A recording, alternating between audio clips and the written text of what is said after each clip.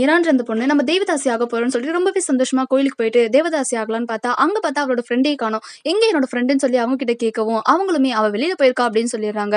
இருந்தாலும் அந்த பொண்ணுக்கு ஏதோ ஒரு சந்தேகமா இருக்குது. கொஞ்ச நேரம் கழிச்சு அவ தேவதாசி ஆனதுக்கு அப்புறமா அவள கூட்டிட்டு போய் ஒரு ரூம்ல விட்டுட்டு, அந்த அம்மாவுமே இங்க பாரு இன்னைக்கு கடவுள் உனக்கு கண்டிப்பா தரிசனம் தருவாருன்னு சொல்லிட்டு அங்க இருந்து போயிடுறாங்க. இந்த பொண்ணும் கடவுள் வரப்போறாருன்னு சொல்லிட்டு ரொம்பவே சந்தோஷமா இருக்க. அந்த நேரத்துல அந்த பெரியவர் தான் வராரு. அந்த பெரியவர பார்த்ததுமே நீங்க வேற ரூம் மாறி வந்துட்டீங்க. இங்க இருந்து போங்கன்னு சொல்லிடுறாரு. பட் இருந்தாலும் அவரு இல்ல நீ கரெக்டான ரூமுக்கு தான் வந்திருக்கேன். ஏன்னா நான் தான் அந்த தெய்வன். எனக்கு சேவகம் செய்றவங்க தான் தேவதாசி அப்படின்னு சொல்லிட்டு அந்த பொண்ணுகிட்ட வலுக்கட்டாயமா நடந்துக்கிறாங்க. இப்ப மறுநாள் அந்த பொண்ணுமே ரொம்பவே அழுதுட்டு உட்கார்ந்துட்டு இருக்கும்போது, அந்த வீட்டம்மா வந்து இந்த பாரு இந்த டேப்லெட்ட போட்டுக்கோ. இல்லன்னா உன்னோட நிலைமை ரொம்பவே மோசமாயிடும் அப்படின்ற மாரி சொல்லிட்டு போயிடுறா. இப்ப மறுநாள் அவங்க வீட்ல பார்த்தீங்கன்னா, அவங்க அப்பா, அம்மாக்கு நெறையவே பொருட்கள் கிடைச்சிருக்கு. இதெல்லாம் பார்க்கும்போது அந்த சின்ன பொண்ணுக்கு ரொம்பவே சந்தோஷமா இருக்கு. இதெல்லாம் அக்கா போனதுனால தானே கிடைச்சிருக்கு. அப்ப எனக்கும் கிடைக்கும் இல்லையா? நானும் தேவதாசி ஆக போறேன்னு சொல்லும்பொழுது, அவங்க அம்மாவோட முகமே மாறுது. இல்ல உனக்கு அதெல்லாம் தேவையில்ல. நீ போய் படி. நீ போய் நல்லா படிச்சு பெரிய ஆளாகு. உனக்காக தான் உன்னோட அக்கா அங்க தேவதாசியா இருக்கா அப்படின்னு சொல்லிடுறாங்க.